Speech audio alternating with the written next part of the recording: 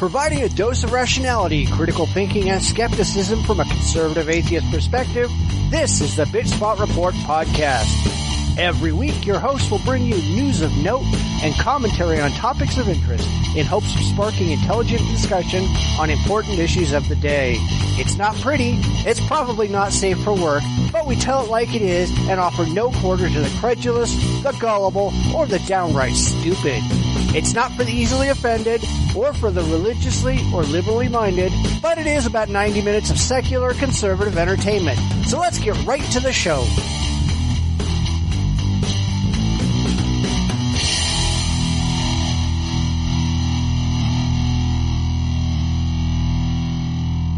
Welcome to episode 75 of the Bitchspot Report podcast, where amazingly enough, things do change once in a while.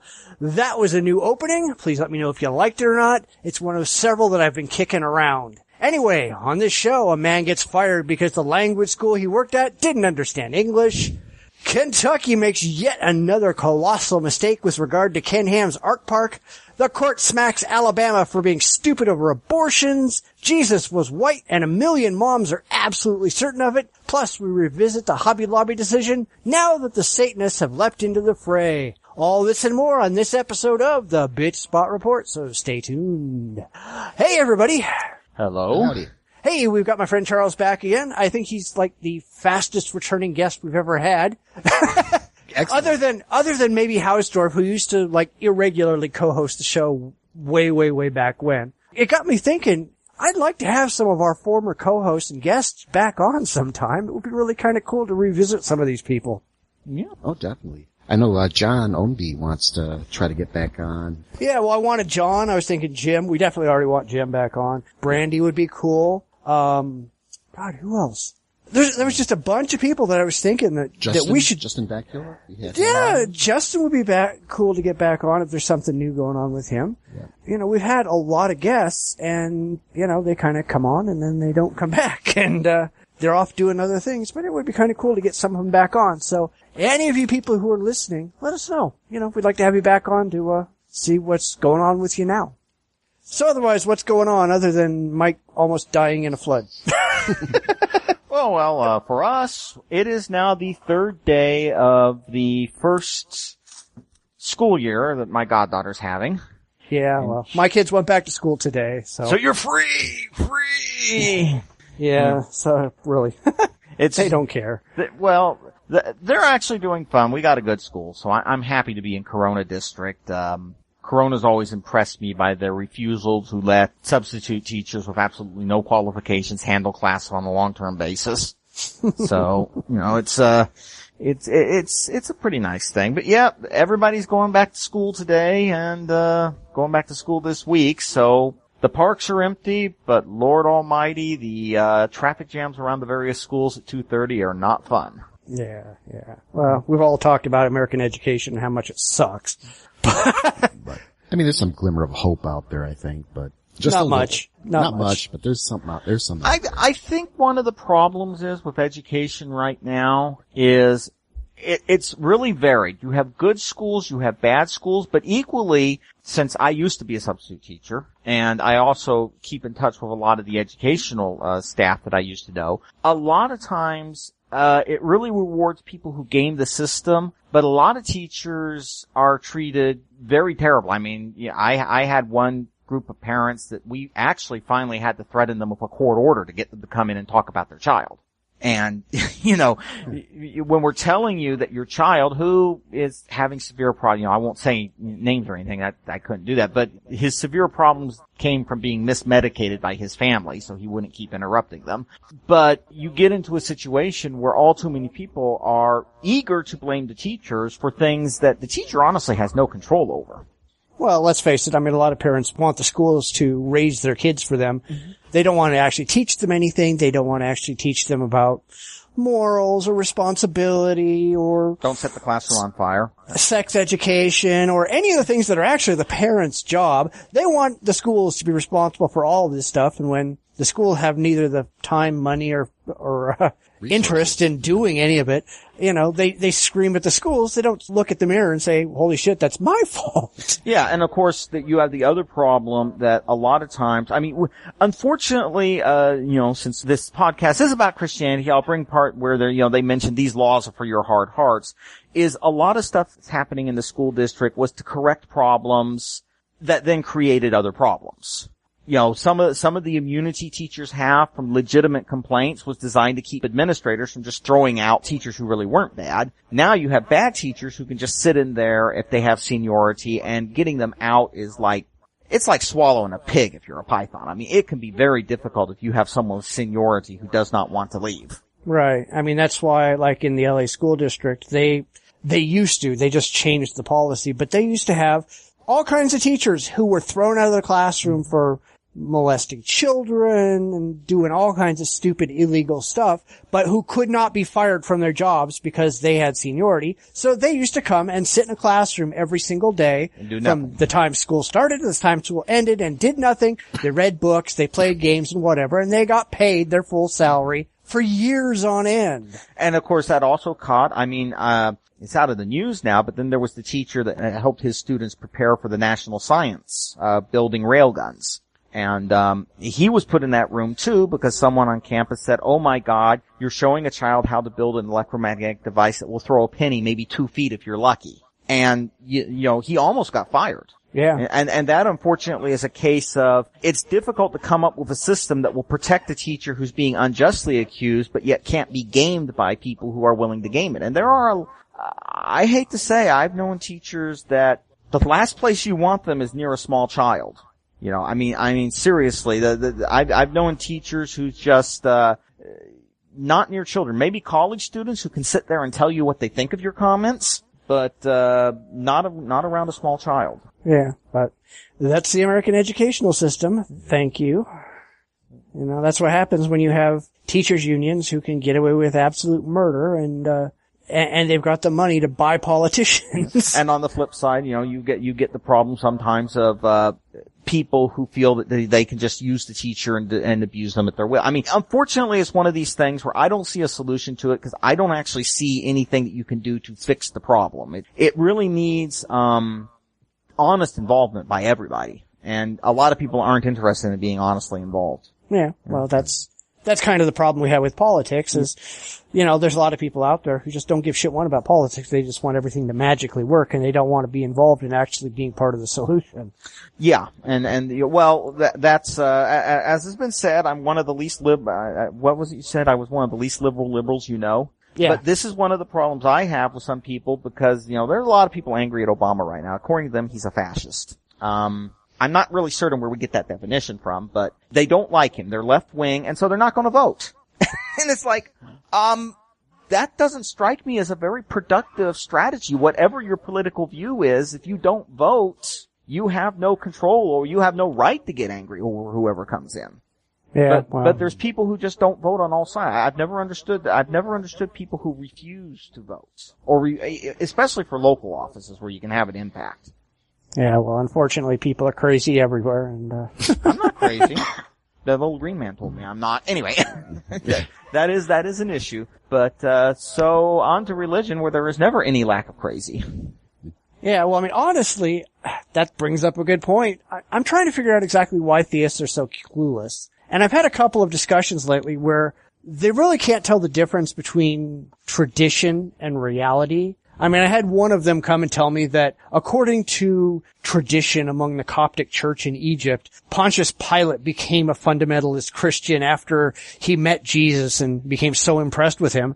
And he's saying, well, because they believe it, that makes it factual reality. I'm going, no, you can't actually back that up with anything that can actually prove this historically is true.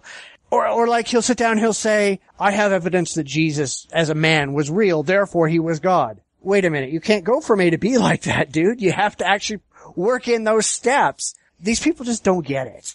You gotta stop me at the image of Pontius Pilate with bad hair in a revival tent somewhere. The idea that, I mean, I think we have, 2 or 3 actual archaeological information showing that Pontius Pilate even existed. I mean, there's very little. Yeah, there's an aqueduct that his name's on, and I think one of the temples may have actually had a pilot dedicates this to the emperor, but I don't think that there's any kind of actual real records. We don't have any letters written by him, that's for sure. Right. So we have no idea what it was he may have believed or may not have believed at all. All you have is a bunch of people at a church somewhere where he never was who happen to believe this thing, which is very self-serving anyway, and going, well, hey, they believed it, and I happen to agree with the other things that they believe. Therefore, everything they believed was actually true. No. Try again. Yeah, and one of the problems, of course, when you get into this is that it's a self-reinforcing system. You know, I believe this, therefore that must be true, and then we go on until you have something that's just obviously, if Pontius Pilate was a fundamentalist, fundamentalism is the perfect way for America to go because, you know, Pontius Pilate met Jesus and became a fundamentalist. Which is a complete bullshit story to begin with. Well, I don't recall in the Bible the meeting going quite like that. I mean, I'm sorry, I really don't. And I don't think he talked to Jesus after that meeting. It was kind of in all truthfulness, if Pontius Pilate existed, I will tell you what I think he thought, which is these crazy lunatics, will they stop killing each other over this ridiculous religion so I can get back to important stuff? You know, cause I mean, I've always envisioned him as a somewhat harried bureaucrat who was sent to the worst posting in Rome. Yeah, very, very possible. Actually, I would agree with that. I mean, from what I'm understanding about how the Romans operate. Yeah, he was just an administrator. There was kind of like this, where they would allow the local religions to run. There was no requirement for the locals to become, you know, Roman. I mean, I don't even think you could become Roman, but you could still have your religions. And they tolerated the Jewish religion, but this Jesus guy was committing blasphemy, which was punishable by death, but you couldn't execute Jesus. They needed Pilate's permission. And Pilate was like, I don't want nothing to do with this shit. You know, I'm just gonna wash my hands of it and get you deal with it. You know, eventually then they somehow got convinced to put him on a cross if that really happened, you know, so, but it's, the way I'm understanding how the Romans operated, they really didn't care what was going on. As long as everyone was kind of cooperating a little bit, there was, you know, no rebellion or anything like that. You know, the Romans and the locals got along quite well. It's just until the Germanic tribes decided, hey, we don't want to mess with the Romans anymore. And then those Jewish sects that began to rebel against Rome. But those were small and in between. Rome kind of died on its own. Well, one of the things is that Rome, I mean, one impressive thing is that the Jews did not have to sacrifice to the emperor. They had apparently backed, and I'm doing this from memory, but they had backed Octavian during the Civil War. And so they were exempted from making sacrifice to the emperor, which I mean is a big deal at the time because sacrifice to the emperor is as much a political, you know, it's like a pledge of allegiance, we would consider. And Rome itself, one of the odd things is that there is no one more hated than Rome in a lot of Christian sects because they burned Christians, they threw them into the pits, which actually did happen because they were not playing ball with what was seen as the proper civilizational thing to do with the Romans. But equally, it was Rome that helped the Jewish people and Christianity expand and survive. I mean, if it hadn't been for Rome, that huge network, I think Judaism would have stayed right where it was and never really expanded. Right. And, well, this whole traditional thing, though, this guy is convinced that Pontius Pilate personally went out, climbed up on a goddamn ladder, and nailed the sign on Jesus' cross because he was suddenly a Christian. And it's like, where are you pulling this out of? I mean, which asshole did you find this in and dig it out of? Because it doesn't appear in any historical document, and no Roman curator is going to go out and nail something on a cross for anybody. No. And that's absurd. He's also missing, I mean, presuming that the sign was up there, it wouldn't have been, behold your king, Jews. It would have been a very sarcastic comment. You know, if whoever nailed that above Jesus' head, if it actually occurred, he was not honoring him as the king of the Jews. He was making a very sarcastic comment to the Jewish people that, oh, by the way, here's your king. Wow, he's doing well. I think I like the throne the Roman emperor has better. So it's not even an honor. It would have been, you know, a form of humiliation in a way. Right. Well. So, but yeah, I mean, you get these sects all over the place. There's a Ethiopian church that claims to have the Ark of the Covenant, I believe. Right. Right. unconfirmed rumors of melting faces among Nazis walking by it remain unconfirmed. And then, of course, you have the fact that for a longest time, things like holy relics was practically a trade. I mean, in the 70s, I think the Catholic Church had to go and wholesale say that's not actually a relic. But yeah, you get this thing, and it happens in American churches too. It's one man's word suddenly becomes holy writ. Yeah. Well, I mean, let's be honest. I mean, there's so many pieces of the cross running around out there that you could build the ark out of it. Which is good since we haven't found the ark yet. But yeah, I mean, it's one of these things, and that of course is a problem in American churches. If you look, for instance, at homosexuality, which is coming up in a few later things, that's another case where things that are not said in the Bible suddenly become revealed truth. That, they use it for a lot of doctrines. Yeah. And they can't prove any of it is actually true. No. Because they don't really care. Well, it doesn't matter. I mean, as long as their people buy into it, they're happy. Well, it's, for instance, I think last podcast, if you look at abortion in the 1980s, there was a lot of debate among the fundamentalist community. Is this actually forbidden? And a lot of the scholars said, well, no, it isn't. It's not good, but we cannot find anything in the Bible to say that it is actually, honest to God, forbidden. Today, you couldn't even start that debate in the fundamentalist community. Well, yeah, because they don't care what's in the Bible. It's not relevant. Doesn't matter. It's just whatever they believe, they can find something in the big book of multiple choice to support it, and they're off they go. And not the things they don't like, because, there are a lot of rules in the Bible that would be very inconvenient to follow today in our modern society. So for some reason, they get dropped by the same people that say you must take the Bible as, revealed word of God and abide by every aspect of it, except those little parts in Leviticus. The same people who will sit down and say, oh, well, that's the Old Testament. We don't have to pay any attention to the Old Testament anymore, except all the parts that in the Old Testament that we happen to like. Therefore, we're going to keep those around. I mean, one of the things that I saw, I had a discussion with a fellow who very angry at some of the debts and things. And I asked him, okay, well, how about if we forgive everybody's debt 100% every 7 years? A huge explosion. I mean, I was a communist, I was a communist and a fascist at the same time. But of course, that's very close to what you're supposed to do under the Old Testament at the Jubilee. The forgiveness of debts is a very big part. And of course, it makes sense for a small tribal people to where you want to every 7 years set the thing straight. It doesn't make the same amount of sense for a country of 310 million people, but it gets back to the fact that, like you said, they pick and they choose. And you can't do that if you're going to claim the entire book as the revealed word of God. Yeah, well, it is what it is, I guess. All right, do we have anything else before we go and hit some news? Nothing really. I mean, I guess the libertarians might get their ruling Monday. They've been in court for, I think I mentioned about they're now trying to get the petitioners kicked off or invalidated so they can kick them off those signatures they've collected off the ballot. So last I heard, they're expecting a ruling either Friday afternoon or Monday morning. Right. Well, once they do, we'll have Jim back on, hopefully. And I think it's funny that every time we say something about this, like, a couple of weeks ago we mentioned, why don't the libertarians sue the Republicans and the Democrats in Illinois? So he sends me an email and says, we did, like 2 years ago, and it's still going through the court systems. And so I keep telling him, don't email me, put a comment. I always have this pile of emails giving me all this information. It's like, tell everybody, don't just tell me. Yeah.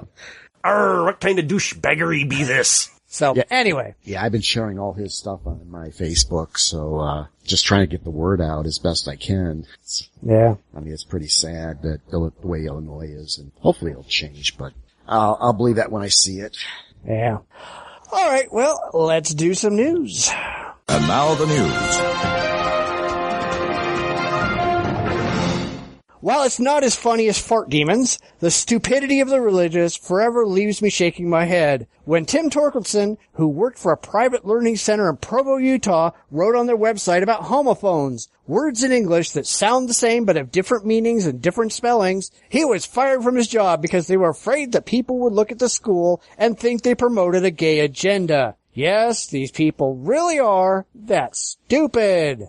Yeah, we've done all these crazy stories, and it's like, oh my God, these people don't even, like, they can't even make English. They can't make English. You know, they don't understand it. You know, and I'm like, this is really, oh, no wonder everything's screwed up. You've got a language school who don't understand the language, you know, English for English, you know. Yeah. It is just so hilarious. Well, I mean, I hope any parent who's got their kids in this learning center gets them out. I think this is proof that they should not be there. I mean, either they honestly don't know what a homophone is, or they're so ignorant that they think that everybody in their area is too stupid to know what a homophone is. Either way, get the fuck out of Provo, Utah. Yeah, I mean, now granted, I've heard from residents of Utah that Provo is what Utah people point at and laugh. So, you know, it's entirely possible. Yeah, I mean, the idea, and it gets to this magical thinking. I mean, it's almost like Harry Potter with Avada Kedavra. I mean, the homo apparently is this word that has an incredible magical power that will just destroy anyone who hears it. And the claims that they've been making since then, just are worse and worse. I mean, they come up with that. Evidently they believe that the, students wouldn't really understand what a homophone was. Yeah, well, the owner of the center, Clark Woodger, he says, people at this level of English may see the homo side and think it has something to do with gay sex. Well, dude, maybe somebody's gonna think of your name and think you've got a hard-on. You know, holy fuck, man, what are these people gonna do when they realize, oh my God, we're homo sapiens?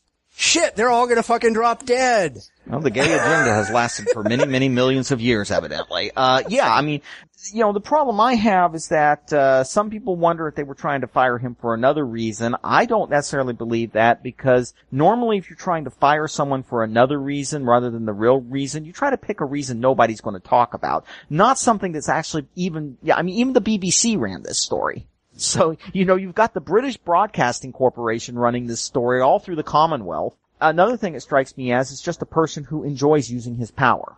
You know, that there's also that too. I mean, the fellow with the interviews he gave, he strikes me as somebody I would not want for a boss. Well, true, but I mean, isn't there like an accreditation organization in Utah for these things? I don't know. I would hope so. I don't know. I would think. Actually, schools don't have to be accredited. In a lot of cases, for some things they do, but more often than not, accreditation works along the lines of, if you're not accredited, you can't use these units for anything. Which strikes me as, I kind of wish they would just say you've got to be accredited, because there are students who spend money in good faith and then find out they could have spent that money on booze and probably been about as far ahead as they were. But it depends on what kind of school it is. If it's for adult students, depending on what they're promising, they may not have to be accredited. Of course, that also means that you may not get very far ahead with it. Yeah. There was, you know, again, you have some of the schools in California that sued unsuccessfully because the University of California said, you're not accredited, we're not letting you use these units to get into our university. But yeah, it would be nice to let the parents know is that evidently the administrator of your school is unaware of the meaning of one of the core concepts of the English language. I'm sure he's aware of it. He just thinks that they're too stupid to understand it. That's true. Which is probably even worse. The sad thing is it actually is a pretty important part of training people how to speak English if you don't want lots of embarrassing spelling errors on your work. If you're coming in as an adult or even a child learning English from a different language, how English sounds and how that can impact how you write it, that's actually a pretty important subject. Well, it's not like anybody in America learns how to spell anyway. Come on. I have my spell checker for that, but then again, yeah. Seriously, do you watch people writing on forums, tweets, etc.? Mm-hmm. Jesus, these people can't spell worth shit. You know, important lesson, if you want to write, especially for anyone that wants to write a letter, read it at least once with your spell checker turned off, because a lot of times the spell checker guides your eyes in the wrong direction. You just kind of look at that and everything else you just kind of go on through and don't bother to look at it. My spelling actually got a lot better when I got into the habit of turning the spell checker out, checking it, then turning it back on. But yeah, I mean, this case just makes this school look like a complete bunch of blooming flaming idiots. And it also gets into this irrational terror that permeates the Christian right in America. Yeah. You know, we're now getting to the point where literally magic words are being used as a reason to fire a guy. I mean, as much as we joke at it, it's probably not funny at all, the guy who just got fired. I mean, he's gonna make a shit ton of money when he sues these guys. Wait a minute, is Utah's a at-will state, isn't it? Let me see if Utah's an work at will state, because if it is, he may not have recourse. Mike, say something. States. I'm digging that discussion, actually. It's pretty good. Let's see. We go to, okay, there's a public policy exception, let's see, and no implied contracts. Okay, now there is a covenant of good faith and fair dealing exceptions in Utah. And, rather than narrowly prohibiting terminations based on public policy or an implied contract, it reads a covenant of good faith and fair dealing into every employment. Oh, well, yeah, he may be making a certain amount of money. I cannot see firing somebody by claiming they're promoting the gay agenda by using homophones is, going to look very good in front of an employment court. Yep. So, yeah, he could actually be, earning, in fact, it says here some courts say this means that he has a just cause standard. So, cool. Yeah, that's actually good. Not that I would want to go back and work there, but, Well, no, I mean, he doesn't want to be rehired. He would just want to make a couple $1 million. Putting these assholes out of business. And, the problem is that what gets me is I'm just not certain why. Again, it's a little alien to me, okay? I'm going to diverge a bit, but I had a friend yesterday because we were driving in a neighborhood in Anaheim by Tustin. And he suddenly got really annoyed because he said I was driving through an area that might be a gang area.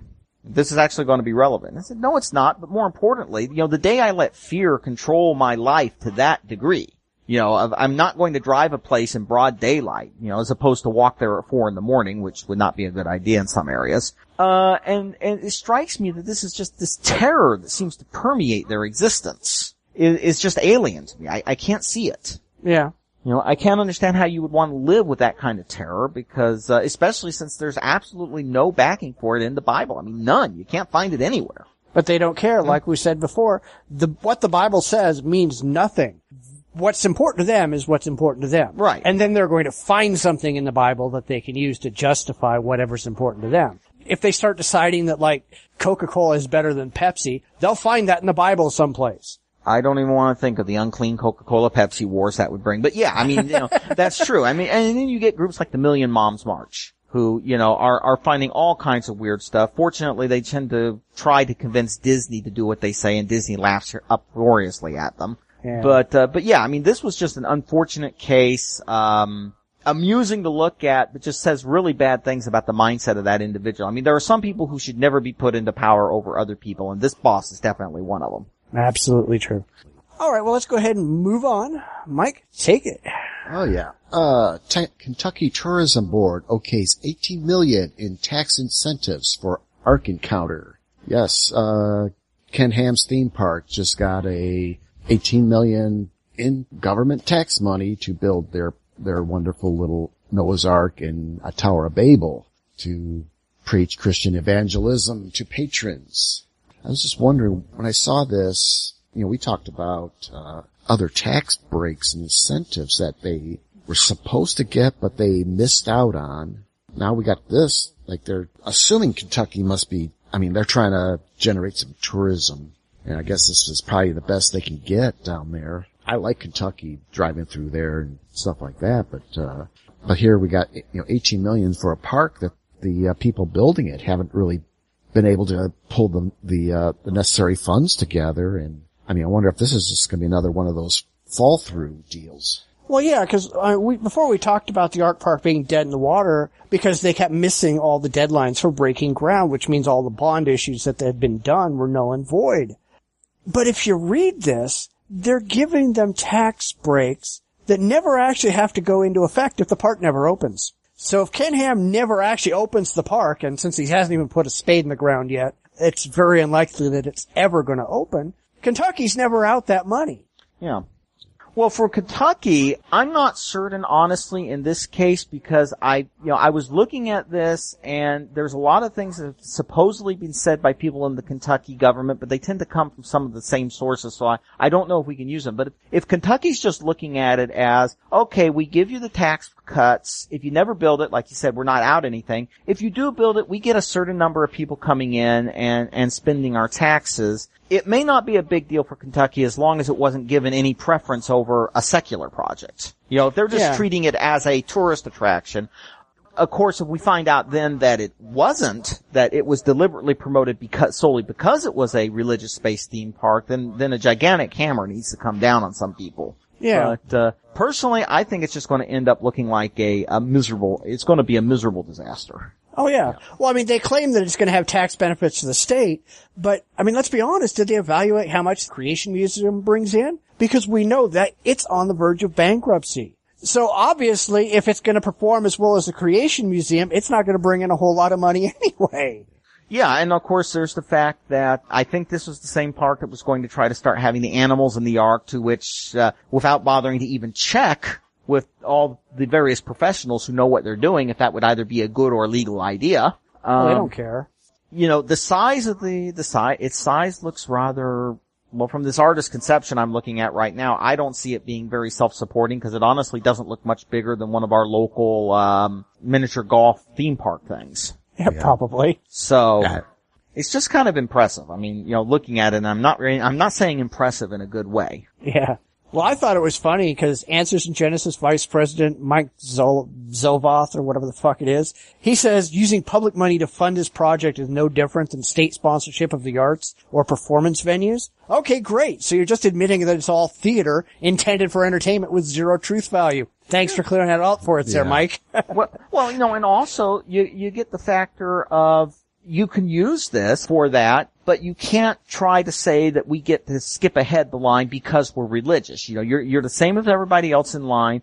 And like you said, I haven't seen any kind of studies put together by, let's face it, hard-headed atheistic accountants saying, okay, well, how much is this likely to bring in? And how much is it likely to cost the state in the long term? Because if it fails, the state may end up, there's been a couple of cases where zoos have failed, and then the states ended up having to come in and, you know, take all the animals because they're not being fed. So if this park fails, Kentucky might be on the hook for a certain amount of money. Well, that's Kentucky. I don't really care, but, you know. But yeah, I know there's been projects here in Illinois that, it was the old Chicago. It was supposed to be an indoor amusement park. I think it's one of the first that was attempted.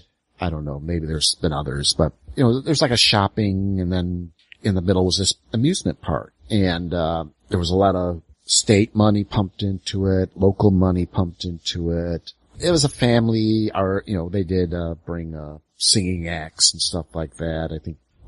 It's kind of like the Debbie Gibson type stuff, you know, those type. It was kind of nice, but I was never interested. I mean, it was right down the street from where I live, and it just ran out of money, went bankrupt. They shut it down, and they literally just boarded it up. And then there was a push to make it into a international exposition type, you know, like, for international trade, bring people in to trade stuff, you know, see what Illinois has to offer and what other places had to offer, and they could set up in there. Illinois politics, I guess, got in the way, and they were arguing over who would run it and where they would hire people from. I mean, same stuff that's happening. I don't know. You're probably not familiar with the Peatone Airport thing. It was supposed to be a third airport in Chicago. It would now be the fourth airport in Chicago that has gone through this. Jesse Jackson Jr. jumped in and just wanted to make sure that his constituents would get jobs there, and just brought everything to a screeching halt. Yeah. But people arguing, trying to keep it open, and I think the city of Bolingbrook, where it was located, said, no, it's an eyesore. It's dangerous. Kids are breaking into it to vandalize it.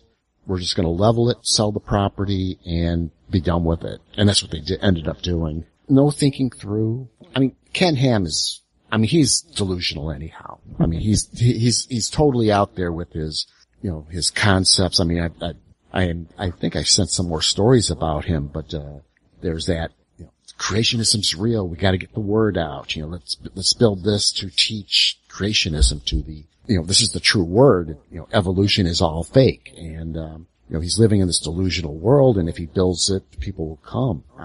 You know what? I don't see myself trekking to Kentucky to check this thing out. I mean, a lot of these guys seem to be awfully delusional about what they're trying to do. And I mean, of course, Kentucky, I don't know what the state of their economy is, but if it's anything like Illinois, they're probably on pretty shaky ground. I think they're probably doing better than Illinois, to be honest. But, this could be just a way, hey, we're interested in bringing tourism. If we build this, hopefully hotels will come in to support it and shops and things like that. And, maybe that's what they're betting on is the, supplementary market that might grow up around this thing. But if it's not getting built, who wants to put an Applebee's or a Dave & Buster's or whatever next to a vacant lot that won't get built, Yeah. I'm looking at Kentucky's economy according to the Bureau of Labor Statistics, and they're not doing good. No. Okay. Well, and one of the problems is the South in general. I think they're having negative population growth. A lot of the educated people are leaving, heading up north or to the west. And really, the South has always had a number of problems.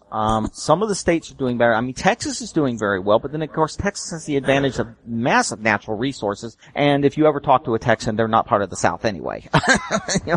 But yeah, a lot of these places are grabbing for just about anything they can get. And, you don't blame them. If you're running a city and some guy comes in and says, I may have something that will bring in more money, more tax revenue, more people coming, you're going to grab it. I just don't think Ken Ham's thing is, because even beyond his religious beliefs, I don't think the man has ever had a successful project in his life. No, but he thinks God will provide, and he's wrong. Yeah.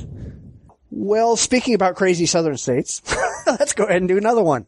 A federal judge has told Alabama where they can stick it after they tried to limit access to abortion by closing all but 2 clinics in the state. How they expected to get away with this? I don't know, but they're certainly not the first to try it, and they're not the first to be told they can't do it. The courts have already ruled that rights and access to abortion has been upheld as a medical right in this country, cannot be unduly restricted. People have to be able to exercise their rights, and Alabama tried an end run around that. Shame, Alabama. I'm just not surprised that you tried it. And this is a really interesting case because, well, for one thing, he's once again hitting the fact that it's not enough to have a legal right that you just cannot exercise. You've got to be able to exercise that right. I think Thompson referred to both the legal precedent, and I believe he also has been referring to the recent gun laws, I think. The gun cases. It might have been him, or it might have been another judge. My brain. Well, he was just comparing abortion to, like, the right to bear arms, right, as a right that you have to be able to exercise in order to have it be a right. Right. And that I think is a pretty good thing, because for one thing, it lets people know that, look, you cannot just try to destroy one right and not expect to have an impact on every other right. There's been a great deal of people saying that, well, abortion's not a real right because right to privacy is not listed in the Constitution, but it's a penumbral right. It's been there for quite some time. And if you try to argue that, you're also honestly arguing about the entire right of privacy, which I don't think is a good idea today. Yeah, but these people don't care. No, they don't. Be honest. And, well, one of the problems is let's face it, one of the reasons why abortion is so hard to get in so many places, and first of all, fair thing, I'm kind of on Bill Clinton's side on this. I would prefer a world in which abortion is legal, easy to get, and rare. But that's nothing you can handle by outlawing it. You'll make it more common if you outlaw it. You make that by improving education, sex education, which is something else these people really hate, and everything else needed to ensure that there is as few unwanted or dangerous pregnancies as possible. But one of the problems America's had is we have continually refused to admit we have very few abortion clinics because both state action and terrorists. I hate to say, but if the people gunning down abortion providers were Muslim, I don't think we would have or atheist or any other than these very religious right groups. I don't think we would have much problem naming them honestly as a terrorist group. But we don't get that. We don't name Christian groups as terrorists. Operation Rescue put up names and pages of doctors with their addresses on, which is about as clear. I want you, if the mafia had done that with snitches, we probably would be doing something. Yeah. And, but yeah, this is a good case, and I'm hoping it's going to spread further because, the legal attempt, the new way to get rid of abortion is simply to make it impossible to access abortion by all these requirements. Yeah, and I think it's funny. I mean, when are these fucktards going to actually give up? I mean, they've lost every case in the courts to make abortion illegal, to limit abortion, and now to make it hard to get. When is enough? When are they going to figure this shit out and go, we just can't do this, sorry? Well, in some places they could say that they've been a little more successful because in the informed consent laws with the ultrasound, the waiting periods, those have in some states passed court muster, and that definitely puts a very heavy burden on women. I mean, let's be honest, a lot of these laws are designed to slut shame. Look at you evil person, which, I will tell you personally, because I have known people who have been, had to have this done. It really enrages me because nobody has ever done this that I know without grievous psychological trauma. I mean, it is not something you want to see. The mythological person, well, I won't say mythological because they probably do exist, just having an abortion as a form of birth control, but I would say they're very, very rare. And I believe even in areas where abortion is legal and easy to get, the numbers have been declining. The numbers have been declining as you get access to more affordable contraception and with better prenatal care, so there's fewer medical problems that may make an abortion medically desirable or necessary.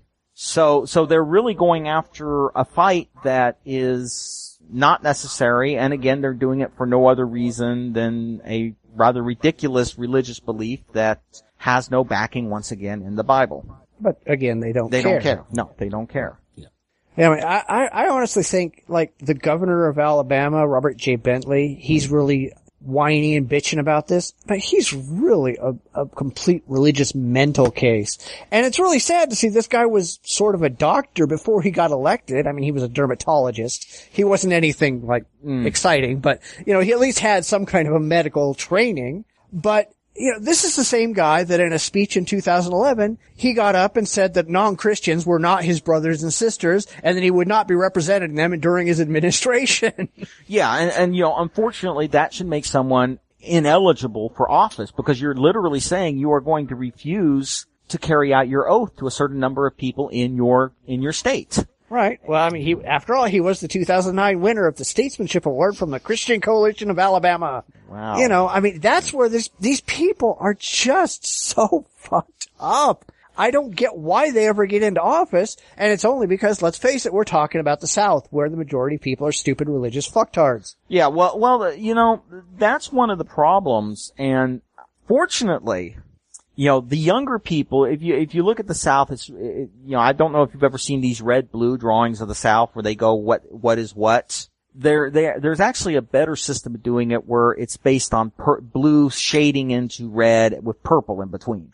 And these people, I think, are going to run into a lot of problems because we're seeing a lot more purple growing in the South. People who are not that religious, people who are, not yellow dog Republicans, they used to be called yellow dog Democrats, but yellow dog, my state, right or wrong, I will vote for this person regardless. And I think that's one reason we're beginning to see the crazy is they're having to appeal to their core constituency a lot harder, and also their overall constituencies are shifting so that stuff they wouldn't even had to have talked about in the past because everybody would have agreed with them is now something that not everybody in their state agrees. Yeah, exactly. And honestly, I think this is going to become a big problem in national politics for the Republican Party, in that they are losing voters who might be on their side when it comes to economic and even some social issues, but they're going to lose the voters because they are appealing so completely to the religious right. And I think that's going to be one of the next big fights you're going to see in the South, and it's going to be a doozy. Yeah. Well, that's been my big issue with the Republicans has been pressing religion, and I mean it's really the main reason why I really have a rough time.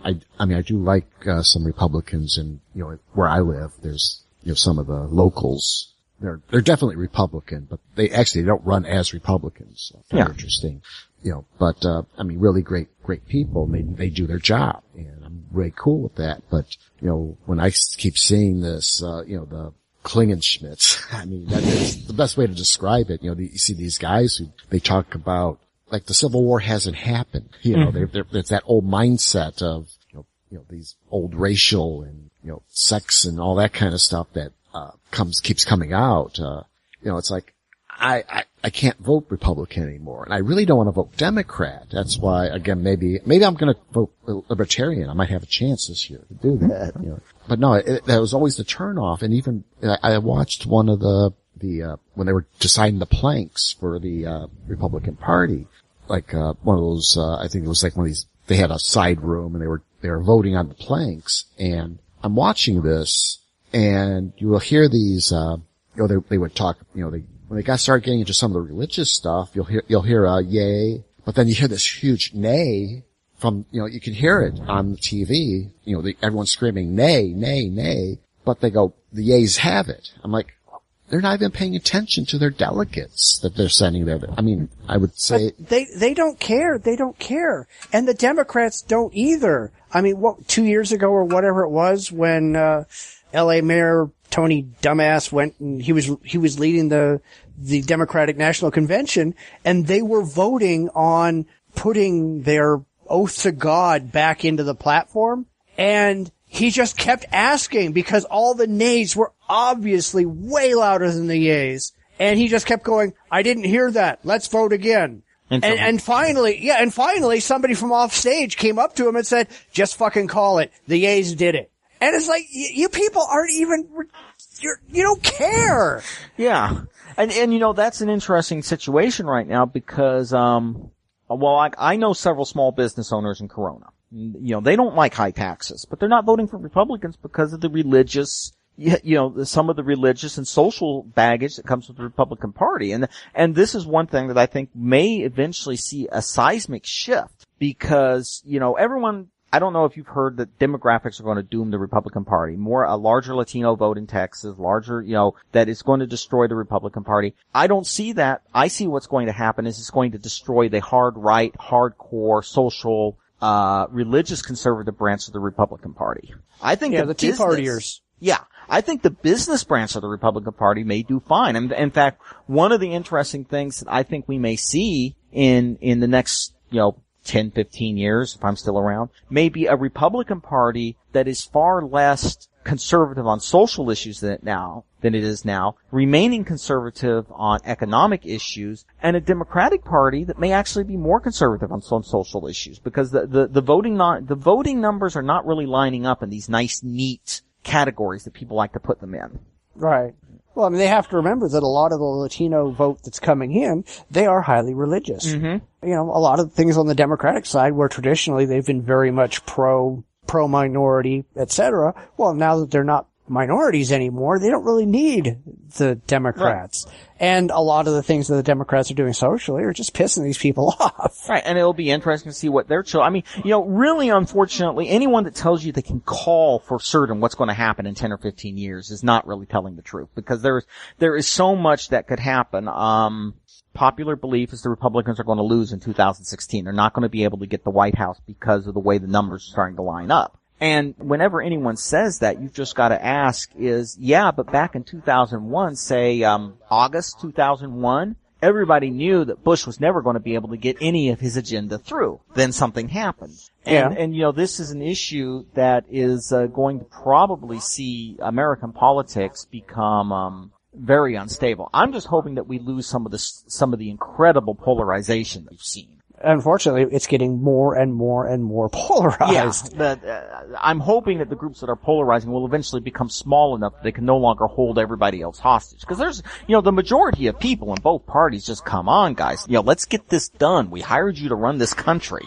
Yeah, well, 20 years ago in Congress, you could count on them. I mean, no matter how much they fight and how much their ideas are different, you could count on them coming together and compromising. Today, there is no compromise ever. Right. Well, I mean, the filibuster was used in two cases. Number one, to stop the civil rights, you know, in the 60s. But beyond that, either party, before they filibustered, they had to consider it something really important. I mean, a filibuster was not something you did casually. Today, filibusters, refusing to bring votes to cloture, it's almost become the first thing you do.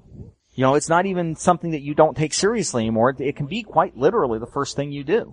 Yeah. And this abortion case is, an example of it, is that you see a, state government doing its best to get into a fight that was long since decided at the Supreme Court level. Yeah, which honestly, at that point, I would really love to start seeing, some of these legislators being held legally accountable for doing things that they already have to know that they can't do.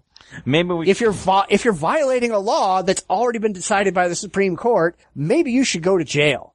I wouldn't mind one day being able to declare a state of vexatious legislature. They have a term called vexatious litigant, where you have to ask for permission to sue. Maybe some of these states need to be required to ask for permission to pass some of these laws. That's a problem all over. I don't know why you actually don't have an organization that will at least make a public announcement saying whether or not this law has any chance of passing constitutional muster. But they don't care. No. And the same thing with creationism. I think that we should, any school district out there that puts creationism in the curriculum, the school board should be, bye-bye guys, you're going to prison. Because you guys know it doesn't fly. You guys know that you're just wasting tax money doing something that is outright illegal. Yeah. And it is something that is not only outright illegal, it is, as you said, wasting tax money, wasting time, wasting effort, wasting the students' time. And students don't get to repeat their grades, Eddie. I mean, you're only 10 years old once in your life. So this thing that seriously annoys me is that while all this is working its way through the court, you're wasting your students' time. Yeah. And the school's not going to be there when they're trying to get into a good college, finding out that, stuff everybody else knows you're going to have to be learning over the summer. Right. Well, I mean, honestly, we wouldn't put up with it if some state went out there and said, well, we're going to go ahead and because our voters want it, we're going to reinstate slavery. Right. No, that would never fly for a second. So why does any of this other shit do it? It would never even see the ballot. And of course, then you have to deal with all the fancy. Okay, well, we're going to call it intelligent design. Of course, we're never going to talk about aliens. We're going to call it intelligent servitude. Oh yeah, Well, remember, they did try that. I mean, they tried to declare that vagrancy would require that you would have to go to work for the state, and that took a while to get cleaned up. But yeah, I mean, it's just ridiculous how many of these counties and states pass laws that the only thing they're going to do is waste the court's time and cost the state money. Well, actually cost the taxpayers money. Yep. I don't know. Let's go ahead and finish up the law, or the news. The law. The law. Judge Dredd. Who is the law? Or Pee Wee Herman. The law.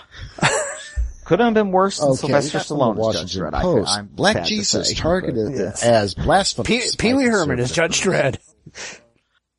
Conservative church activists, led by the group 1 Million Moms and the American Family Association, are pushing Cartoon Network's Adult Swim series to cancel the new show Black Jesus, which they call offensive and full of lies. The show, which is set to premiere Thursday, August 7th at 11 p.m., is written and produced by Aaron Magruder, best known for his comic strip and animated series The Boondocks, about two young black brothers. Idea about the show is Jesus living in Compton, California, apparently hanging out in the hood, preaching love and peace, and trying to bring good things to the neighborhood, of course, in a soul brother type of vernacular, let's put it that way. I haven't seen the whole show, but I saw bits of it. I found some stuff online, and it's really a funny show. And I'm not going to say it's a great show, but it's a cool Jesus. But apparently, because he's black, living in the hood, that's somehow blasphemous. I'm kind of at a mystery on that one. Yeah. I have to admit that this kind of bothers me because when you look at these people, as someone who went to the Episcopal Church, and when you read this, these people not only are missing the fact that it's humorous, and Aaron Magruder is probably burning incense right now and thanks that he's gotten so much free advertising on the front page of various newspapers. Yeah. There is the fact that if you look at most of the Gospels, Jesus is hanging with prostitutes. Yeah. He's hanging with tax collectors. And one of the things that I was trying to explain to a guy is that in the parable, not the parable, but where the woman who was the adulteress who's brought forth to be stoned, during that time period, adultery was not far short of actual murder. I mean, it was considered a hideous crime because it called, family lineages into question. So, this is a person who is even portrayed in the Bible. You don't need to go any further than that as somebody who is very comfortable with the outcast of society. Yeah. Well, I mean, let's be honest. These people aren't really very clear on their Bible anyway. I mean, they sit around and complain that this black Jesus, uses violence and drinks. Well, dude, Jesus used violence. Did they forget about driving the sellers out of the marketplace? Yeah. He's out there changing water into wine. Jesus, these people have a really bizarre view of Jesus. But then again, they think this guy is white, blue-eyed, and spoke English. That's the other problem. I mean, Jesus would have been probably very Semitic. He would not be looking like the one we see on most of our Sacred Heart drawings with the long flowing locks of hair. Yeah. That wasn't Jesus. That was something they came up with in Europe hundreds of years later. But these people don't know that. These people are just so bloody ignorant and stupid. But even on top of it, they didn't even see the show. They just automatically, they saw Black Jesus and freaked out. But they don't care about the show. The show doesn't matter. Well, I know that, but, it was like the first thing that, it struck me that they didn't even see the thing. We see it all the time with, was it The Last Temptation of Christ? They were freaking out before it hit theaters. And what are some of the other ones? Dogma. Dogma was one that sent people just going completely through the roof. Right. Yeah. And, the funny thing is that when you look at some of these, like The Last Temptation of Christ, even according to Christian dogma, that was not a blasphemous film because the entire point was that, according to Christianity, Jesus had to know doubt and fear. That was the entire point of coming down to be incarnated. So all Last Temptation of Christ was doing was saying something that had already been said in the Bible. Yeah, and these people didn't complain about it when Mel Gibson did his violence porn version. Oh yeah, that, yeah. And then you have,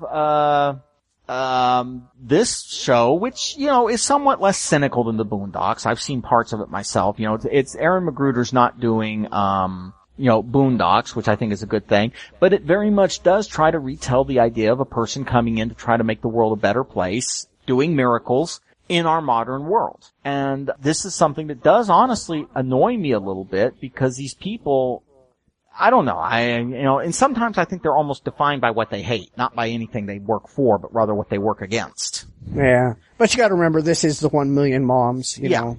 Them and the American Family Association, Brian Fisher's outfit, and we laugh at him all the time as a complete crazy wingnut. And let's be honest, aren't there 26 members of the Million Moms anyway? I'm not certain if I've ever seen 26 of them in the same place at once. So that could be a quantum question, very much like is the cat alive or dead? Are there 26 or are there none?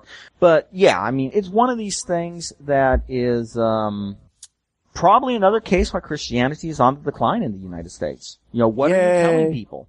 Because, I know a fellow, he's an ordained priest with the Episcopalian Church. And even when they do, the Episcopalian Church does a fair amount of charity work, but they're always drowned out in the religious, view by these complete wingnuts who do not like anyone.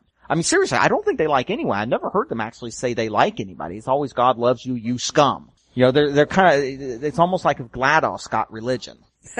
So, but these people, they're now terrified of a funny show on Cartoon Network. I think that pretty much says it. They're terrified of a funny show put up on Cartoon Network. They're terrified of everything. Yeah, they are. They're terrified of themselves.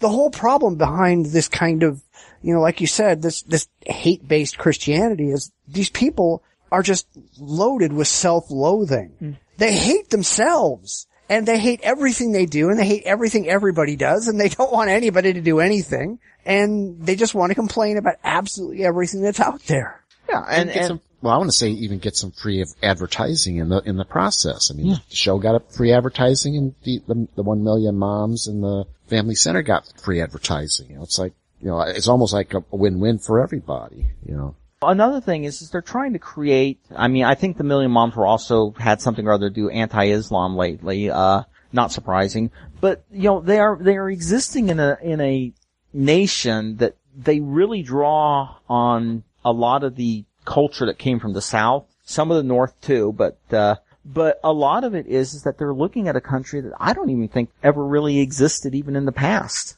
You know, and I think that's one of the things they're scared of. They've created this creation in their head, and it's going away. You know, Well, yeah. I mean, these are the same people who are convinced that they live in a Christian nation. That the founding fathers were all a bunch of good Christians who based everything on the Ten Commandments. And as soon as you point this shit out, they kind of go, no, that can't possibly be true. You know, it has to be exactly like we've been told all along. No, you guys have been lied to. You're wrong. It was never that way. Yeah, and you know, one of the problems is that when they look at that, the other factor is, and this is a big factor, is that they've made so many litmus tests for entering the church. And those litmus tests drive people away from the church because they are increasingly becoming, you can come into the church if you meet with our approval. Of course, our approval has absolutely nothing to do with what you've read. And our approval is subject to change. And a lot of people leave. And I don't blame them. I really seriously think that every ill that's befalling the Christian church in America right now, it's not some kind of crusade or persecution. You know, they love the persecution word. You can tell them to take out a garbage permit and it's persecution. It is their own actions. They're not being persecuted, they're removing themselves. Which is fine. Evolution in action. Yeah. Well, do we have anything else to add on that? I've got nothing. I have nothing. I'm just, you know, it reminded me of something I need to start TiVoing to watch, however. So Yeah, I haven't had a chance to see it, and I got it recorded. So when I get home this weekend, I'm hoping I'll be able to catch the last 2 episodes. So hopefully I'll give you a review next time. So all right, yeah, we'll start doing TV reviews. Why not? Well, plus I'm a big fan of Moral Oral. Anything on Adult Swim. All right, yeah, everybody watch it, and we'll report back next week. All right, well, let's go ahead and get to the main event. This is the main event. A couple of weeks ago, we had my friend Charles on, and when I asked him what he wanted to talk about, he gave me 2 stories. Well, we only do one at a time on the main event, so we talked about one, and now he's back to talk about the other one. We sort of breached this a while back when we talked about the potential fallout for the Hobby Lobby decision, and now it looks like the Satanists are getting into the act, and this might put a whole new twist on the Supreme Court decision. So let's take a look at the new possibilities, and Charles, take it away. Okay, well, what is happening is that the Satanist Church has declared that they have declared that I have lost my notes. Wait a minute, I hit the button and the notes went away. They are going to sue, or actually at this point release a letter saying that they want the same right Hobby Lobby has, which is they do not want to be bound by various rules requiring informed consent and such things to protect the religious freedom of the Satanist Church. Now, they are arguing that this is infringing on their religious freedom. The bad news is it's not likely to go anywhere because the courts are probably going to say it doesn't directly infringe upon your religious freedom. If a woman goes to a doctor and he follows the law, there's a little bit of a chasm there between your direct involvement. I am not entirely certain, given how many religious groups are now arguing that even the most tenuous involvement with the ACA infringes upon their Christian rights. But I do think that some of the lawyers are right. The court's either not going to hear this if they do sue, or may just punt on a technicality. But it does bring forth what they were probably intending to do, which is the thought experiment, which is what happens if you put the government in charge of evaluating every religion and determining whether or not they have to obey the law. This is a case which is going to become extremely important, especially since in a closer related event which came up over the last week, there is a company called Eden Foods, which they are trying to get the right to be exempt from all birth control. Because Eden Foods is owned by a Catholic company, or Catholic CEO, and he wants to be recused from any action which either before, at the moment, or after sexual intercourse is specifically intended to prevent procreation, whether as an end or a means, including abortions and contraception. It took less than 2 months before people did exactly what every critic of the Hobby Lobby decision said was going to happen, and they grabbed this precedent and they're really running with it. Yep, same thing we said when we talked about it. Yeah. So we have 2 situations in here. The first is the law is, can a company be completely excused from this? And that's going to open up the question of whether the government can say that, no, we provided you a less onerous way to do this and you chose not to take it. I do not like that standard, because one of the things the Supreme Court said with the Hobby Lobby decision was, well, you wrote in the rule that you can provide them alternatives. So the alternative is the government provides the contraception and the abortion services for the employees. I really think that is a horrible decision, because it puts the government in the position of having to accede to the demands of religious organizations. Yeah, well, and what happens if a religious organization just shows up and says, hey, it's against our religion to provide any kind of benefit, health benefits whatsoever to our employees. We want the government to pay for it all. Right. And, there are cases where that would happen. Jehovah's Witnesses, Latter-day Saints, they have various laws, various religious prohibitions on certain medical procedures. The problem is that if we keep doing this, you're going to get into a position, well, twofold. One which is bad for us, one which is going to be bad for religion. The one that's going to be bad for us is that this definition of closely, last week we mentioned that it was closely held corporations, but you're going to see an increasing number of corporations using this to try to get away from having to abide by the law. I am fairly certain sooner or later you're going to find companies refusing to pay minimum wage. Why can't, and I know the Supreme Court specifically said you can't do this, but you can't really just pick and choose what laws you're going to allow people to break. Right. So what happens with the companies who just said, it's against my religion to pay taxes? Right. And you can, like for instance, a closely held company owned by, say, pacifist Quakers. They could argue that a certain amount of this money will go to the construction of weapons of war, the use of weapons of war, the direct killing of individuals in a war in the United States. And, to be honest, you actually have a much better religious grounding for that argument than you do anti-abortion. You can point to long-running themes all the way back to the beginning of this country where religious figures refused to fight because of their pacifist beliefs. Abortion. Yeah, but you gotta remember that the Supreme Court already fucked themselves over by saying you don't actually have to prove your religion says anything about any of this. That is true. You just have to claim it. And see, that's one of the problems where this is the Supreme Court was obviously trying to stay far away from the logical outcome of this ruling, which is the government is going to be in charge of determining what a religion is. And, that's like the third rail of American jurisprudence. No one wants to touch and actually start saying that, okay, there's going to be an office in the United States that says you're a religion, you're not a religion, because we know from hundreds of years of history and looking at every nation where that's happened, that never goes anyplace good. But we already have that. It's called the IRS. They get to determine who qualifies as a religion for tax benefits and who does not. Well, but even churches that qualify for tax things, they still also have to fill out all their 501(c)(3)s. So the IRS can get away there saying that you can claim your religion all you want, but you've still got to turn in, we start assuming that if you're a religion, you're justifying, you get your tax exempt credit, but you still got to give us all the paperwork. Yeah, which they've already gotten to the point where you don't have to give them the paperwork because that's a violation of their religion. Right, and that is a problem. Fortunately, they're still holding very firm on any place that is a for-profit company, but I expect we're going to start seeing that again, based on this. But of course, Hobby Lobby is a for-profit company. Well, yeah, I mean on the taxes, the paying taxes, excuse me, clear there. Yeah, I'm waiting for the first person to say we don't have to pay taxes, which I'm hoping the government's greed will contest and get this ridiculous decision struck down. But, it is unfortunately, it's a wide ruling no matter how much they try to say it is. You can't just say this is just for abortion, because abortion is not the only religious issue people feel strongly about. It's not even the most important issue for a lot of people. Yeah. And the Eden case is really, the Satanists, I doubt they're going to get anywhere. Like I said, I think the court's going to punt on the Satanists even if they do bring a lawsuit. They'll probably say maybe they don't have standing. There is no controversy yet to make a ruling based on what they're saying, that they'll have to come up with a case where there is a controversy. The Eden case, however, there is definitely a controversy.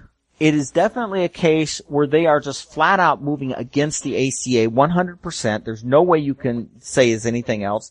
And they are not only demanding to be free from certain abortion procedures, they're demanding the right to be free from providing contraception and even health-based procedures. And this is a case where I think you're going to see the hypocrisy of this ruling come front and center. There's no way they can rule against Eden and yet still rule for Hobby Lobby without being very plain that the court was essentially just making stuff up as they went along. Which, of course, is exactly what the court was doing. Which, of course, is exactly what the court was doing. Yeah, I mean, when it comes to this case, I think that I don't know what's going to happen with Eden. It hasn't even gotten into the case of a lawsuit yet. But I think what is going to happen is that they're either going to overrule Hobby Lobby, which I hope, because there have been cases of the court overruling stupid decisions. It doesn't happen very often because they hate to do it, but like in the flag salute case back in World War II, they ruled that you can make your kids salute the flag, and then 2 years later they turned around and said, okay, this didn't work. This was a dumb decision, and overturned their own decision. So it's not impossible. But I think, unfortunately, it's more likely they're probably going to try to find some technicality to not hear the case. Yeah, because they're chicken shits. I mean, that's pretty much what the court has turned into. And I mean, I honestly, if you look back at the Hobby Lobby case, I think it's really interesting that Hobby Lobby used to voluntarily cover birth control in all 50 states, even in those states that didn't require them to do so. Right. But now that Obama crap has federalized the guidelines that 90% of states used to mandate, now is when they make noise. Why wasn't that brought up to the Supreme Court when it was there, that these people used to voluntarily do this thing that was against their fucking religious conscience? Which is a very good point, because one of the problems with the court saying you don't have to prove your religion is that fundamentally, I mean, even back when people were trying to get conscientious objector status, when the court said, okay, you don't have to be an organized religion, they still said, we want some kind of proof that this is a sincere belief stronger than I don't want to go to Vietnam. Please don't send me to Vietnam to get shot at. And this is a case that was never really addressed because, of course, when we abolished the draft, it became moot. You know, the court's never going to be kind to somebody that tries to claim conscientious objector status after they join the Marine Corps. But now we have this case popping up, and once again, it's front and center, because if you can claim these exemptions just because you're a religious company and you don't need any proof of it, it opens a huge amount of abuse of the system, even beyond the obvious abuse of this initial decision. Yeah. And I mean, why doesn't every single company out there just start saying, hey, I'm going to invent a religion that I just came up with 3 seconds ago that says I don't have to pay taxes, that says I don't have to follow OSHA rules, that says I don't have to do anything, that says I can just, every single person who comes to my store, I can rob them, take all their money. My church, my church, if I want your money. Yeah, I'm the Church of the Darwin Award. That's why, all my workers come in, and it's a sacrament. If you survive the Darwin Awards and make it out at the end of the day, you are holy. Yeah, I mean, it's one of these situations. And of course, one of the arguments is, we were talking about this a while ago, not on the podcast, but Hobby Lobby makes a lot of money by selling Chinese products. China is a country that still has on the books, if you violate the one-child law, we can drag a pregnant woman into a hospital and physically tie her down and perform an involuntary abortion. It doesn't happen as often now because the Chinese have learned that demographics can be a terrible, terrible god to mock, but it is still on the books, on the law, and can be done and has been done. Now, the fact that Hobby Lobby can't get half of the products they sell without going through the Chinese may be a bad thing, but it strikes into the fact that, so you're saying your religion isn't important enough to not make money. Of course not. Yeah. And this is something that is a severe point because, as you said, it makes literally any claim of religion true, and my fear is we're going to see a creeping, anything works if you claim to be a Christian religion. If you claim to be Muslim or Hindu, Buddhist, if you claim to be a non-traditional religion, you may suddenly find that you're having to provide all kinds of proof that you're actually really religious. Oh yeah, I mean there are people out there right now they're absolutely convinced that the rights in this country only apply to Christians, and any non-Christians, they don't have any rights whatsoever. Which, to be honest, that offends me on a deeply personal level, because when 9/11 hit, I saw a lot of my friends who were Christian, they bought flags. Okay, now I'm not going to say no, it's not a good thing to do because people were having to do something. However, one of my friends who had just become an American citizen and is Buddhist, what she did is she went around and donated blood in the hopes that there would be, they were saying they were hoping people might be alive in the structure, so please donate blood. So she went around, donated blood, decided she hadn't done enough, took the band off, went to another hospital, donated blood, went to a third hospital, and there the doctor took one look at her and said, yeah, we're calling somebody to take you home and don't do this again. Because that's a little bit too much blood to come out of your body. Yeah, well, you got to remember, these are people who pray. You know, they think talking to themselves and an imaginary friend in the sky is actually doing something. But, you know, it strikes me what angers me about some of these attempts to make Christian religion the only one that has to prove is that all my friends, I have known no difference between good people and bad people and what religion they happen to adhere to. And that makes me afraid that we're going to see this used as a way to marginalize people who should not be marginalized. I also dislike the fact that, you know, it's such blatant gaming of the system. Of course it is. And, but you can't expect Christians to be honest. Well, and the problem with Eden, well, you know, I will give the fellow who runs Eden credit. If he is a sincere practicing Catholic, he is not doing anything that has not been held by the Catholic Church for a time. So I won't say he's not sincere in his beliefs, but I will say is that they are beliefs which the United States should not give official government sanction to. Yeah, well, I mean, the good thing is I see a lot of people who are out talking about boycotting Eden Foods. Yeah. And they're also going to be boycotting any store that carries their products like Whole Foods. Now, granted, I boycott these companies every day because I wouldn't step foot in them because I think they're stupid. But, you know, if there's enough people out there who are going to say, hey, we're going to hit you where it hurts because you're stupid, I'm all for that. Yeah, and what's nice is it's not a Million Moms style, we're going to try to create a movement. It is a fundamental grassroots boycott of people just saying, I don't want to buy your products because I think your company is doing something I really strongly disagree with. Yep. And we'll see who wins out, the Bible or money. And I'm just hoping it does because, one problem is that the entire system of healthcare just completely collapses if every company gets to make its decisions of what it will or will not do. The system falls apart. In fact, I was listening to a podcast by there was a liberal podcast that I occasionally listen to, and he said the interesting thing is that if many more of these decisions come down, you may see single payer actually becoming attractive simply because of the destruction to the system. I don't know if that's the case. It's one of these things where, you know, I've never really bothered to study it, so I can't say. But certainly if you have too many individual exceptions getting carved out of the overall system, it's going to make it very difficult. It's also going to make it difficult for people looking for work. You know, okay, what does my company cover? Yeah, well, I mean, the other thing that I always thought was interesting is, I mean, let's face it, the United States government is not allowed to pass any laws that favors a religion. So they can't really sit down and say, well, if you have a religious objection to this, we're going to allow you to have your objection and we're going to favor you over somebody who just has an objection that has nothing to do with religion. So we can just throw religion right out the damn window. And so anybody who doesn't like anything for any reason whatsoever should be able to just ignore any law they don't like. Yeah. And this is a case, and of course, they're going to say, well, okay, some laws are more equal than others. But that still doesn't get to the primary problem that if you start doing this, you're right. You get down to the fact that either the government is providing extra recognition to religion, or a huge number of laws have just more or less become optional.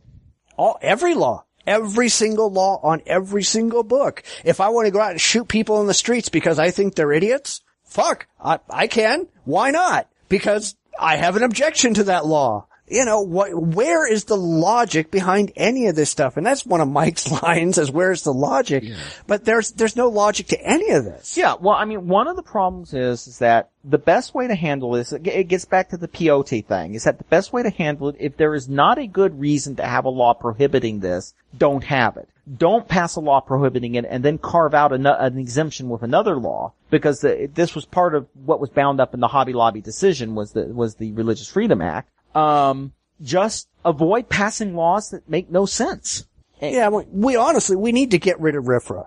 That's the big problem here, and that was what all this shit was based on. And now that the country's becoming less religious by the day, there's probably a pretty good chance that's gonna happen. Right. You know, the religious should never be able to override the law just because they hold ridiculous beliefs about absurd things. You know, it's like, you're basically rewarding the delusional. Right. And you know, one of the problems is when they were looking at that case, they passed the law partially because of the peyote thing, when it would have been better just to say, well, wait a minute, if peyote's safe enough to take during a religious ceremony like the Eucharist is at a Christian church, why don't we just decriminalize peyote? There, done. So, problem solved, without having to carve what was turned out to be an exemption that is really coming back to haunt us. Yeah, but I mean, I don't think it's even necessarily a safety thing. I mean, if you're going to sit down and say, well, this religion over here, they want to shoot up heroin. Okay, well, we have to let them because we let the Indians smoke their weed.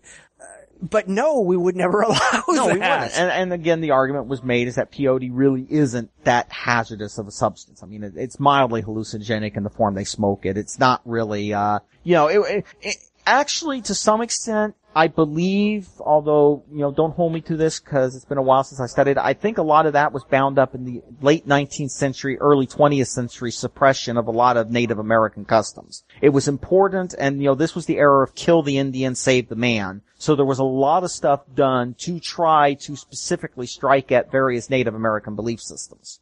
Yeah, but you gotta remember that we spend an awful lot of time and it's not just us, it's a lot of other places. We talked about this off podcast a little bit ago, but, we feel bad about the shit that we did to the Indians, therefore we go out of our way to do things that favor the Indians, just like we felt bad, us in Britain felt bad for the Holocaust, therefore we went out of our way to, give them Israel and to give them weapons and all the rest of that shit. We feel bad for shit that happens, and therefore we change our laws based on that. Well, the problem is, of course, is that a lot of times we change our laws because it's a way to make us feel less bad that isn't expensive. I mean, there were a lot of Indian specialists saying, oh, hey, yeah, you know what? I can tell you exactly how to improve the Indian culture and really apologize for that whole thing. Why don't we start funding their schools better than we have? But that would have been expensive. And that was one of the things. A lot of stuff that was done was to be feel good, but, we don't want to feel good to the tune of really expensive bills. Yeah, well, we need to stop worrying about feel good and just saying, if we're going to do this for one group, we're going to do it for all groups. And if it's not good enough for all groups, then we're not going to do it for the one group. Well, yeah, I mean, you get this situation, like, for instance, right now, as someone who's been in education, a lot of schools in major minority areas, they're horrible. I mean, they don't have any money, they don't have any resources. Usually the teachers that go there are teachers who, sad to say, there are some dedicated teachers. There are also a lot of teachers who just can't get any other posting. Because it's really kind of a hard, it's kind of like, do you want to volunteer to go to the Eastern Front during World War II? But the problem is that if you're going to try to solve the problem, you want to try to improve and equalize funding. Make these places better that way. But you don't do that because that would be expensive. Yeah. And it would antagonize a number of, fairly entrenched interests. And that is really one of the problems we get with a lot of these laws is you're trying to make laws to exempt instead of trying to come up with a general law to cover every situation. And it just doesn't work well. Yeah, exactly. Especially when you include religion in it. Yeah. Mike, say something. I can't add anything to this. Personally, I'm still just trying to figure out the logic. I mean, I'm still trying to figure out what were the Supremes thinking. Nothing. They had to be thinking something. I mean, they wouldn't be there if they weren't. One of the problems the Supreme Court has right now is you have a few people on there's a bit of an ideological divide, but again, it gets, there's a friend of mine who likes to say it's more complex than that, and it really is. Roberts is only in his 40s or early 50s. He's going to be around a long time. So he's tried to head off some of the worst decisions that might look like, like a decision that's going to get his name up next to Judge Taney and Dred Scott. But on the other hand, he is conservative.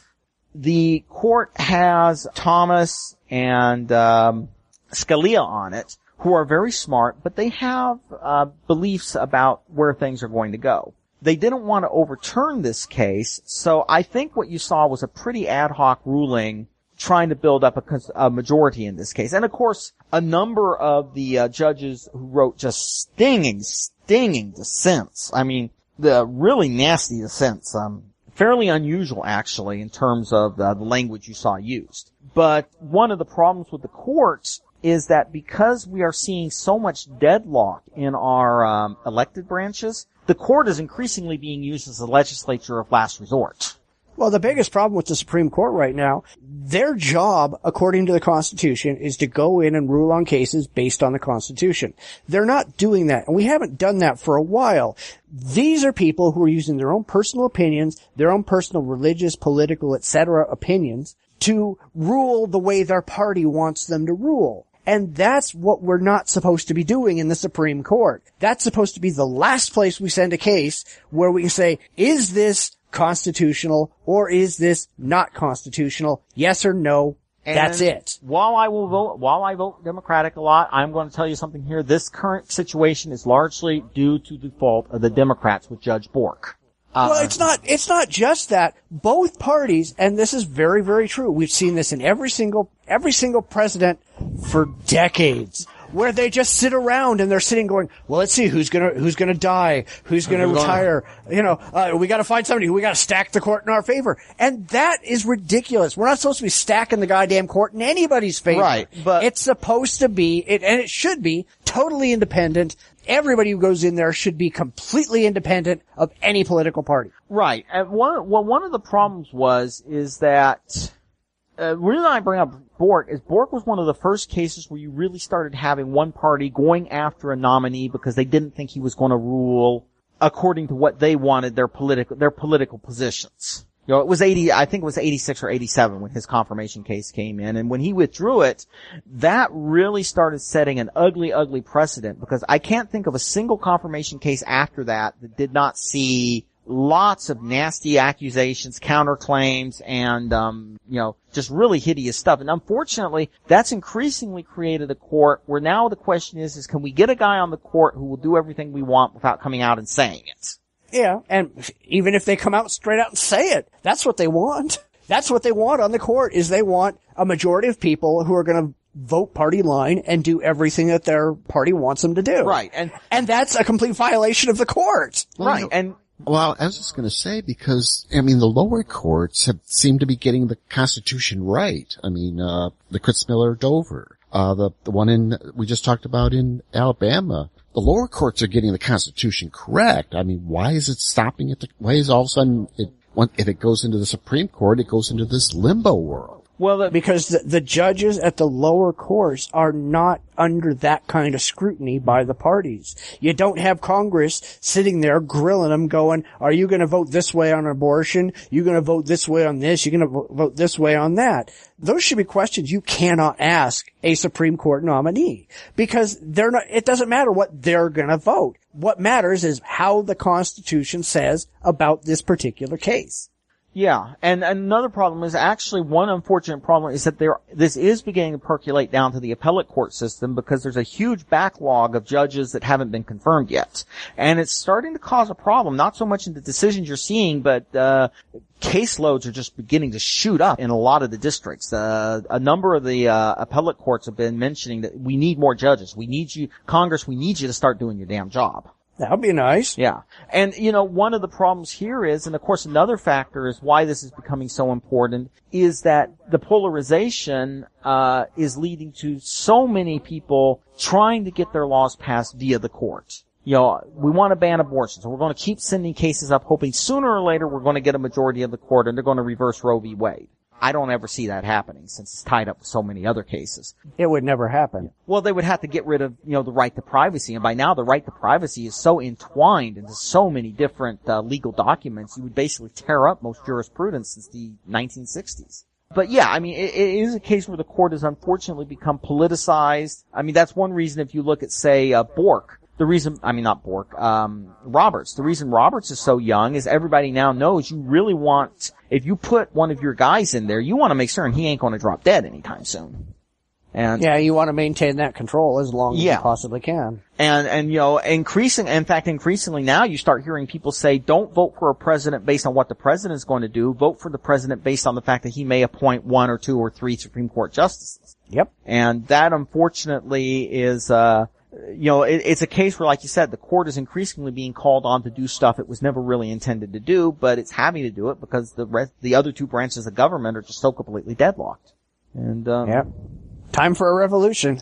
I don't know about that. Revolutions tend to get, I think what needs to happen, honestly, what I'd like to see personally would be some form of term limits on Supreme Court justices. Well, and I'm fine with that. I think we need to do that where they're not stuck. Even if you just say, okay, 25 years, that's a hell of a long time on the court. But say after 25 years, and let's be honest, by the time you've been there for that damn long, if you don't have fucking Alzheimer's, You're about there, and, I don't really want you making these decisions anyway. Well, there's also another point to have a regular infusion of new blood into the justices, is that there's like 3 or 4 cases coming up that are going to turn on some of the most cutting-edge types of encryption and computer technology in existence.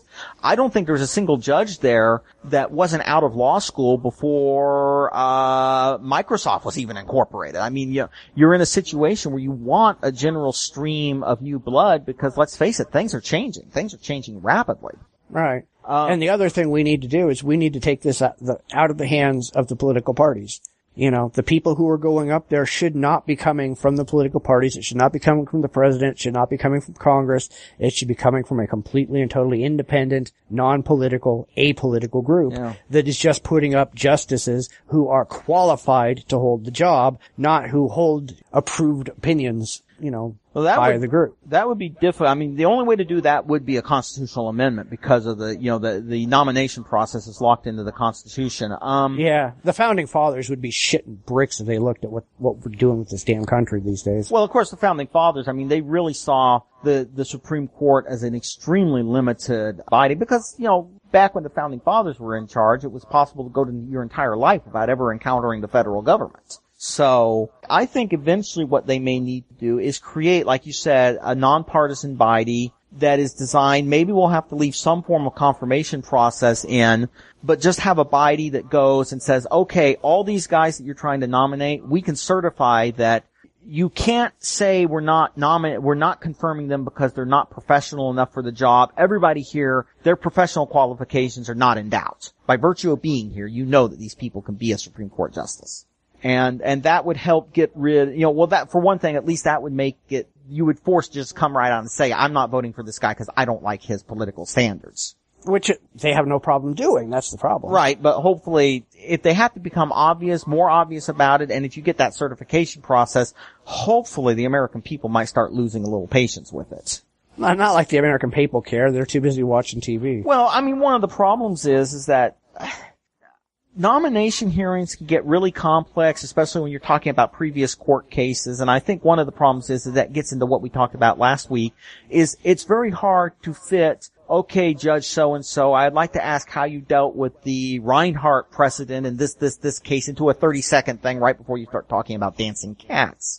Yeah. And that is a major issue, is that, there's a reason there's a reason law school takes a lot of time, a lot of money, and a lot of brains. It's not a simple subject. And if you're nominating a Supreme Court justice, you're obviously going to be talking about a non-simple subject.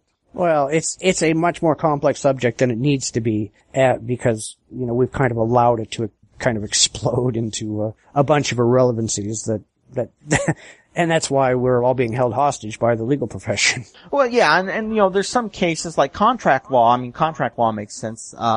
That one of the problems, of course, is that now there are so many areas where it didn't used to have a lot of involvement with the legal profession, but now it does. I mean, it's like, for instance, looking for a babysitter. You're not going to find an unlicensed babysitter anywhere because of this growing interpenetration of the law. Right.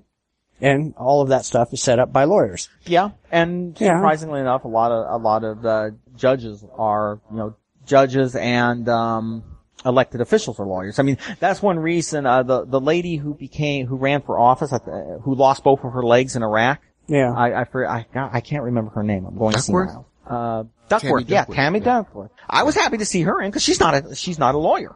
Yeah, but you're not going to see her actually succeed. That's the one problem with the American system. And I know we're going kind of way the hell off topic on this, but, it's the one thing I always say is you're never going to get an honest politician because the American political system is inherently corrupting. Every single person, no matter how well-intentioned they are, no matter how honest, no matter how much they want to go in and make a difference, the second they get into office, the only way they can actually get anything done is to become corrupt. Right. Because they've got to lie, cheat, and steal in order to make backroom deals with all these other people. Otherwise, they don't go anywhere and they never get reelected.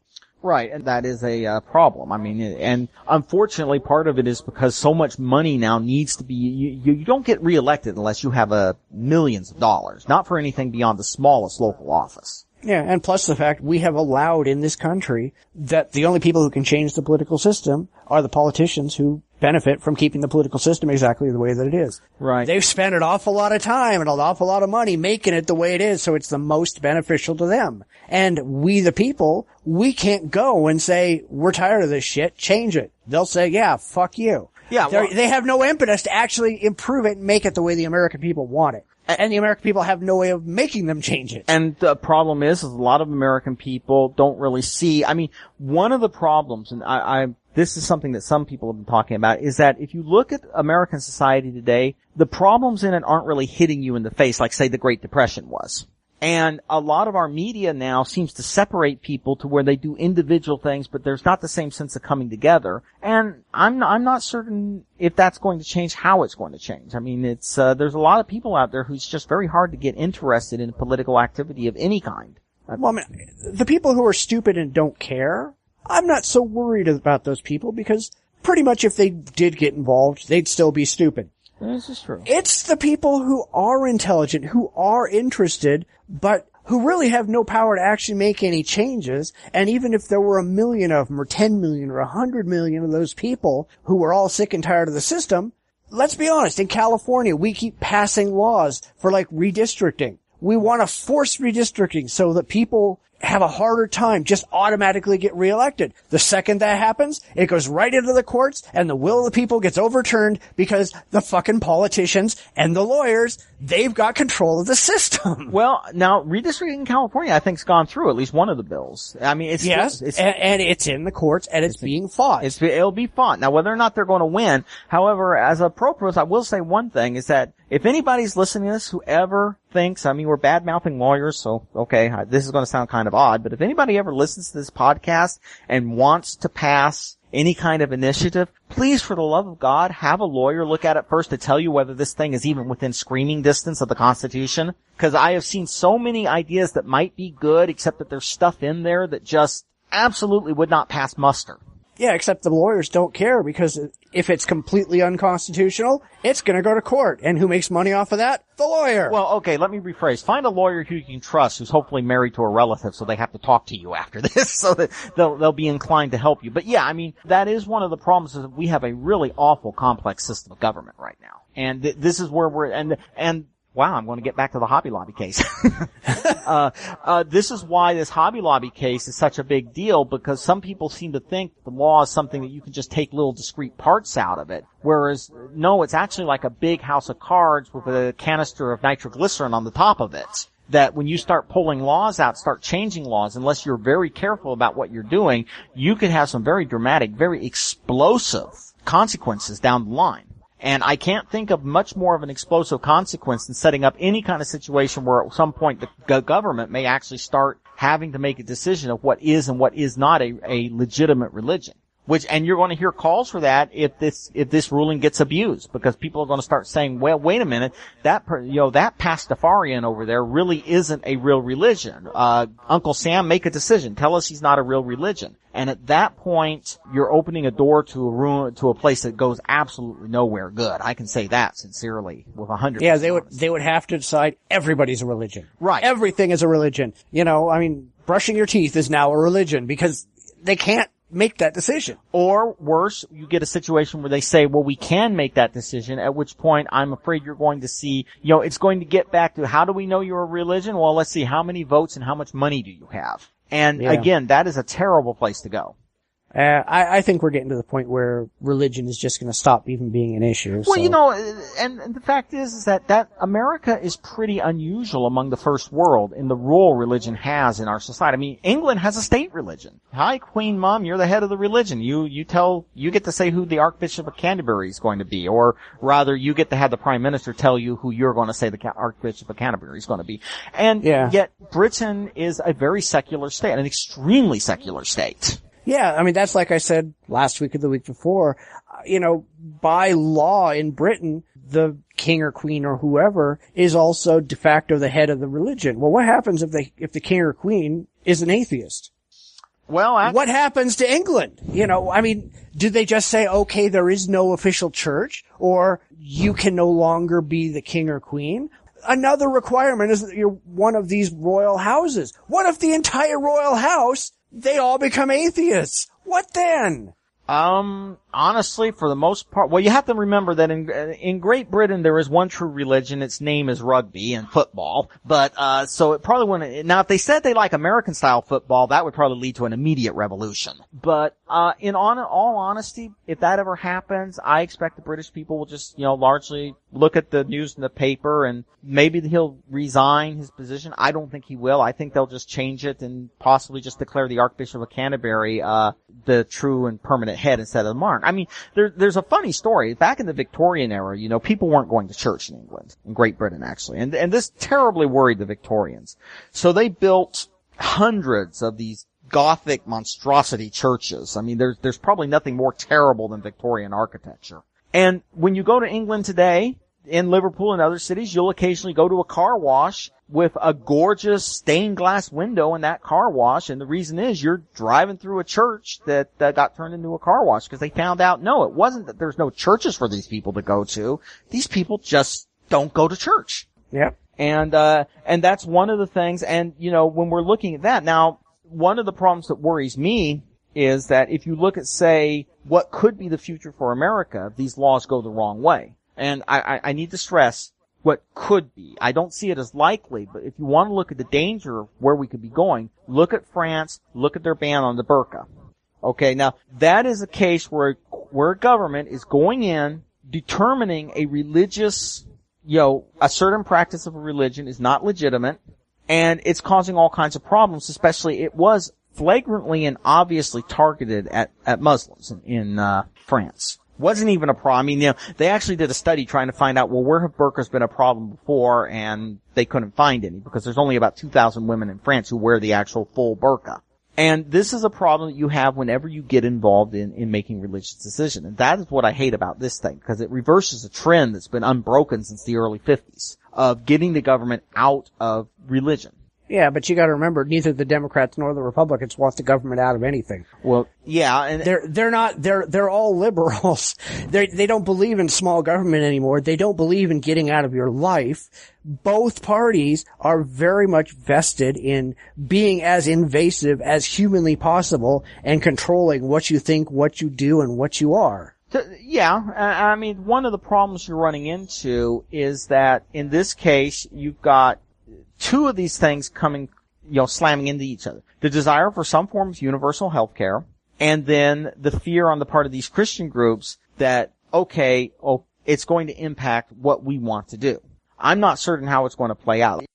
Honestly, I think this case, the court's going to do backflips to keep this case limited. I mean, we're going to see completely obvious, ridiculous, nakedly, we're not even pretending this ruling's based on good law, but we're just going to make it to try to keep from expanding the precedent we just set.